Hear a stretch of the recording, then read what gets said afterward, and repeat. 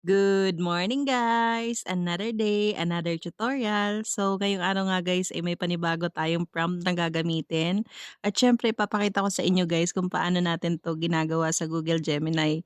Kahit alam ko guys na talagang kabisado nyo na ang paggawa sa Google Gemini, may mga iba pa rin kasi na hindi pa marunong kaya para sa inyo yung tutorial na to guys. So guys, sa mga gusto mag-try dyan ng Google Gemini, ito lang yung kailangan yung sundan. Sobrang easy lang nito guys.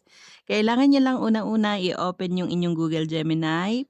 Search nyo lang dyan guys or i-type nyo Google Gemini AI, lalabas na yan. Tapos i-enter nyo lang yan guys. And kapag nakita nyo yung plus sign button dyan sa baba, i-click nyo yan para ma-upload nyo yung picture na napili nyo. And after nyan guys, ay i-paste nyo naman yung prompt na nakopy nyo. Then next natin dyan guys ay isi-send natin yan kay Google Gemini. And once guys na may result na, wag nyo kalimutan i-download para mag-save sa inyong gallery.